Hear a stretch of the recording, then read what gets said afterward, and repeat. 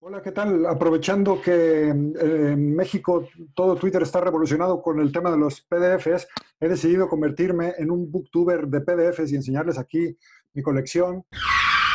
No se crean, aprovechando el revuelo, he decidido hacer este video con algunas reflexiones sobre este asunto.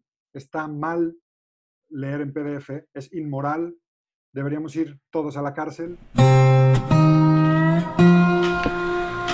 Hola, ¿qué tal? Yo soy José Miguel Tomasena. Originalmente vine aquí a YouTube a hacer una etnografía sobre los booktubers, pero ya ven, me gustó el cotorreo y aquí sigo. Si es la primera vez que vienes a este canal y te gusta este video, por favor, dale like, compártelo con tus amigos y suscríbete apretando la campanita para que YouTube te notifique cada vez que yo subo un video nuevo. A ver, vamos a empezar por un poco de contexto. Hace un par de días la escritora Fernanda Melchor, de la que soy fan total, aquí dejo el link a una reseña que hice sobre temporada de huracanes. La escritora Fernanda Melchor publicó un tweet que decía lo siguiente: si quieren verse generosos, regalen las nalgas, culeros, no mis libros en PDF. A mí la verdad es que el tweet me hizo bastante gracia, pero ha causado mucho revuelo y ha abierto muchas discusiones sobre la circulación de los libros en la era digital, sobre las barreras de acceso, como el precio a los libros, y en general sobre las condiciones de trabajo de las personas que nos dedicamos a escribir. Este caso me recuerda otro que sucedió hace unas cuantas semanas cuando el booktuber gallego Sebas G. Mouret se quejó en Twitter de que apenas unos días antes de que saliera su novela, su primera novela en Alfaguara, ya había gente en Twitter pidiéndole que le pasara los PDFs. Publicó unos tweets y también hubo ahí unas cuantas discusiones. Me parece que ambos casos son expresiones de una discusión que tenemos constantemente sobre los límites y posibilidades de la circulación de los libros en Internet y también sobre el derecho de los autores y de la gente que trabaja en la industria editorial a vivir dignamente y a recibir una recompensa económica por su salario. Así es que yo, que he leído bastante de este tema y he reflexionado sobre este tema a partir de mi investigación y en general de mi interés en este tipo de cosas, he decidido hacer este video aportando un poco mi punto de vista y algunas referencias a lecturas que creo que pueden enriquecer el debate.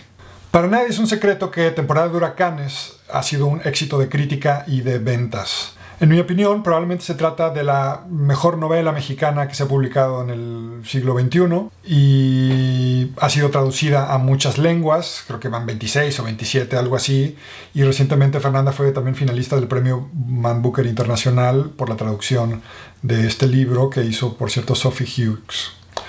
Bueno, con esto quiero decir es que probablemente Fernanda tenga ahora, haya ganado un poco de dinero y tenga una vida un poco menos apretada que la que tenía cuando era una becaria o tenía que andar buscando la chuleta como todo mundo para ganarse la vida, pero tampoco creo que sea millonaria, ¿no?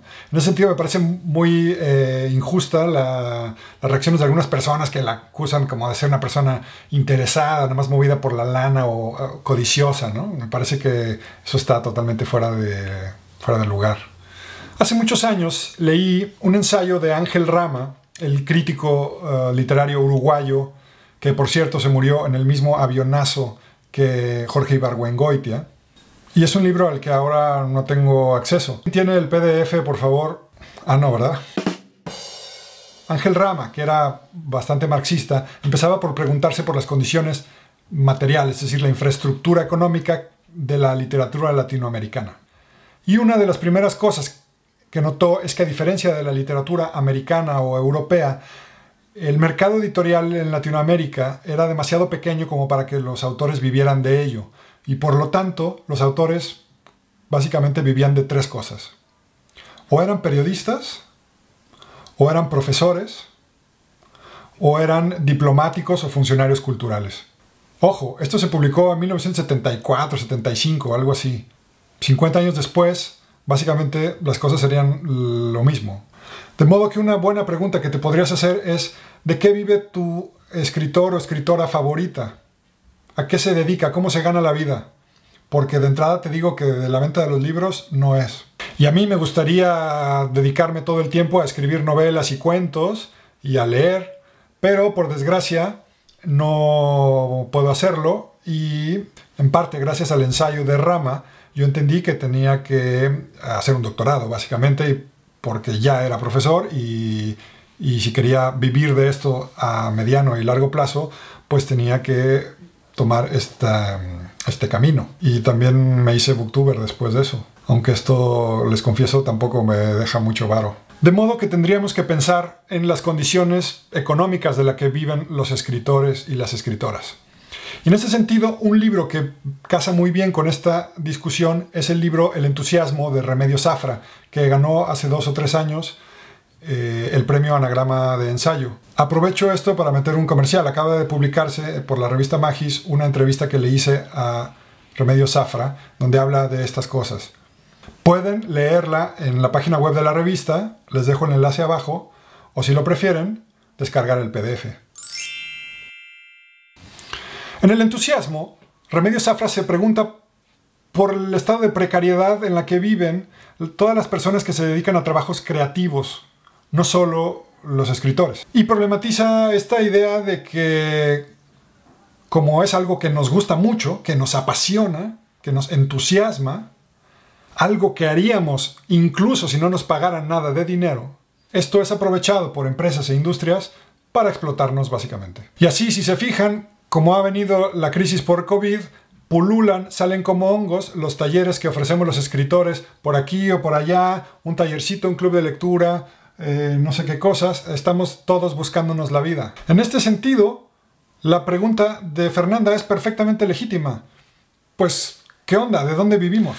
Otro aspecto que a menudo se nos olvida es que el mundo editorial es una industria. Es decir, que tiene que ver con materias primas, tiene que ver con suministros, tiene que ver con máquinas, tiene que ver con calendarios de producción, tiene que ver con obreros que manipulan unas máquinas. Es decir, los libros no son algo iluminado que nació ahí y que se descarga sobre la mente de un escritor o escritora iluminado y mueve la pluma y sale. Hay muchos procesos materiales que tienen que ver con la producción de estos objetos. Y otra vez, el confinamiento nos ha enseñado que cuando no hay movimiento, cuando se para la actividad económica de todas estas cosas, los libros tienen muchas dificultades para circular.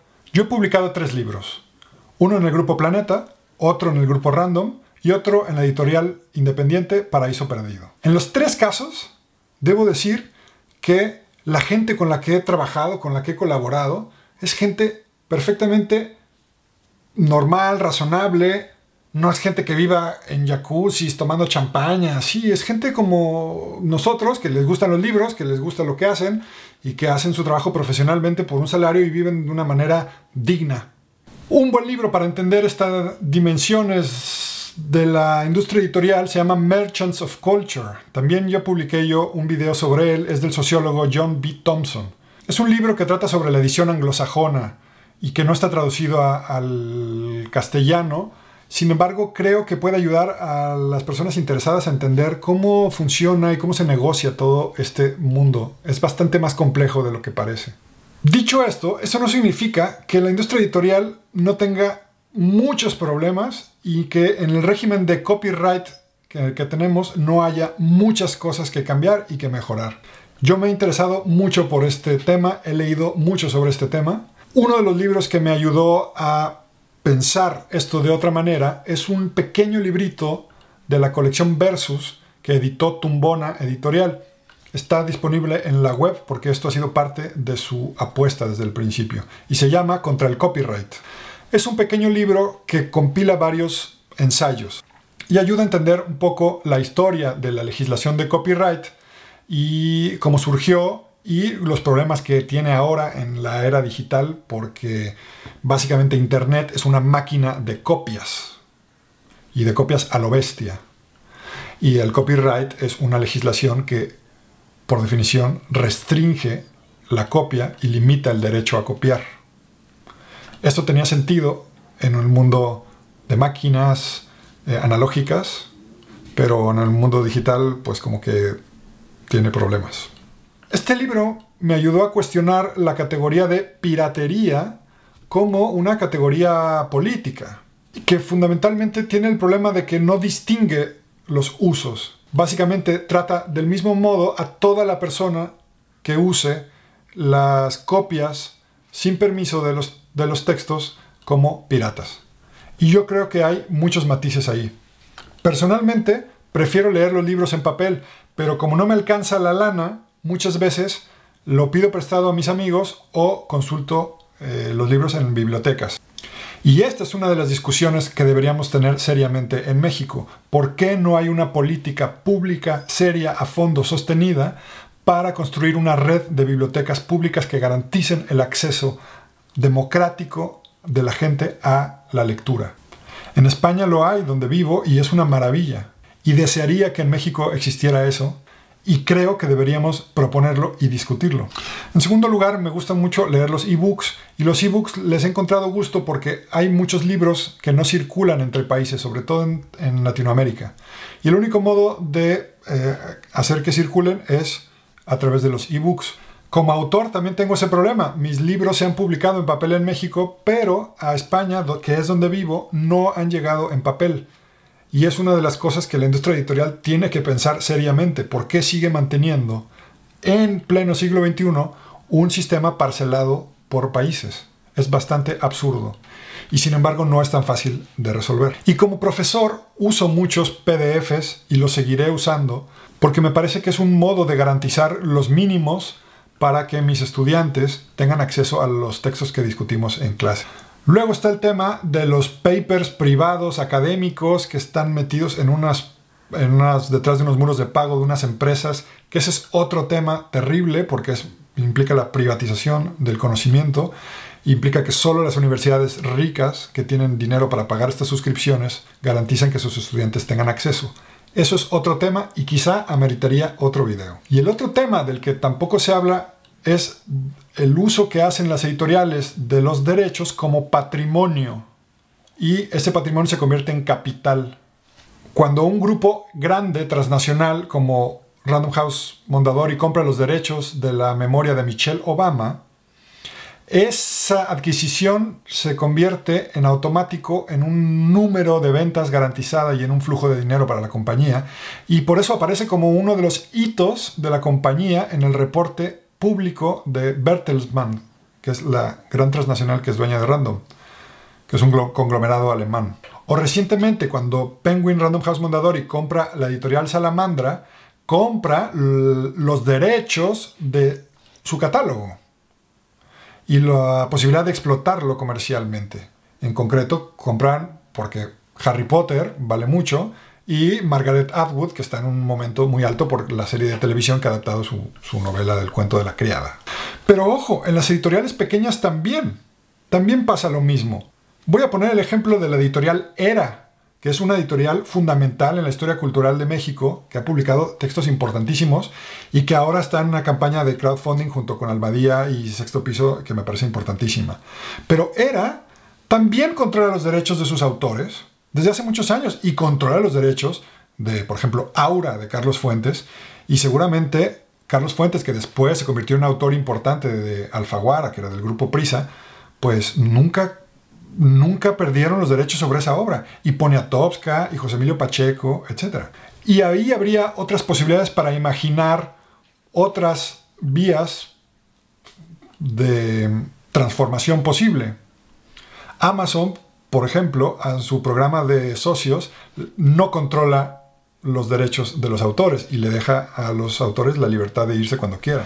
Finalmente, el libro de Tumbona me llevó a pensar en que la idea esta de que un libro copiado es una venta menos es bastante falaz. Y hay muchos ejemplos que lo demuestran. En particular hay un ensayo del colectivo Wuming que me ayudó mucho a pensar esto. Y después leí otro libro de Cory Doctorow, que es un activista por los derechos digitales y autor de ciencia ficción, que se llama Content, que también me ayudó a pensar mucho esto.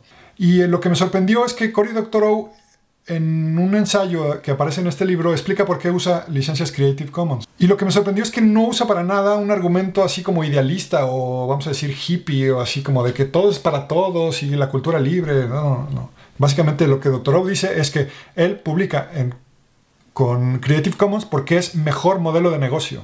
Porque en la medida que una copia circula muchas veces, eso aumenta las ventas. Y hay numerosos ejemplos que lo demuestran. Quiero pensar en Tumbona misma, esta editorial. Quiero pensar en Caja Negra, que publica también textos libres y que ha hecho, por ejemplo, que Brenda Navarro, que publicó ahí su primera novela, Casas Vacías, fue un éxito por el modo como circuló este libro en PDFs, y después le permitió firmar un contrato para una segunda edición con Sexto Piso. Y ahora la ha leído muy bien, tiene bastante éxito, se ha traducido a muchos lados, es una novela muy buena. Bueno, otros casos, Traficantes de Sueños, que trabajan muy por esta línea. Si tú conoces otra experiencia editorial que use este tipo de licencias y que haya encontrado modos de innovar difundiendo la cultura con descargas libres, por favor apúntalo en la zona de comentarios. Así nos recomendamos unos a otros cosas y aprendemos juntos. Y finalmente también quisiera hacer una reflexión a partir de mi propia investigación con los booktubers. Me parece que el caso de los booktubers demuestra que todas estas profecías apocalípticas que decían que Internet y los ebooks iban a desplazar a los libros en papel y todas estas cosas, un poco como con los miedos de lo que había pasado con la industria musical, demuestran que no, que lo que está sucediendo es que hay distintas formas de hibridación entre lo físico y lo digital, entre lo analógico y las redes, entre las pantallas y las páginas, que nos dan mucho para pensar e imaginar en posibilidades futuras. Los booktubers, que la mayoría son muy jóvenes y circulan entre una audiencia muy joven, siguen leyendo en papel y les encantan los libros en papel y los coleccionan y son como frikis de los bibliófilos, ¿no? Pues eso seguirá siendo así. Y en ese sentido, el caso de los booktubers también creo que nos puede dar mucho que pensar sobre cómo circula el contenido literario y cómo se expande también la literatura en las redes.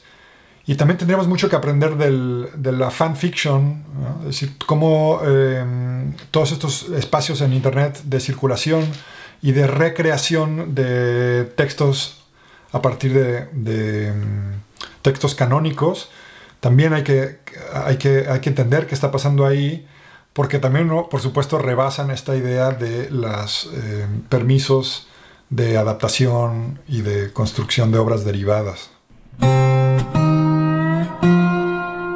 En fin, por aquí van un poco mis reflexiones. Espero que ayuden a plantear otras aristas para el debate, que enriquezcan. Me interesará seguir la discusión aquí al pie en la zona de comentarios. Por favor, comenten qué piensan ustedes y podamos abrir un espacio interesante. Y si les gustó este video, por favor denle like, pasen la voz con sus amigos y amigas para que más gente participe de esta discusión. Y si es la primera vez que llegan a este canal, les recuerdo que se pueden suscribir aquí con un pequeño clic. Y si te gustó este video, quizá pueda interesarte alguno de los que te pongo en esta playlist, que tratan sobre distintos temas de cultura digital y un poco sobre mi investigación. Y acá abajo te dejo también una playlist con reseñas y cosas sobre los libros que me gusta a mí leer. Y nos vemos.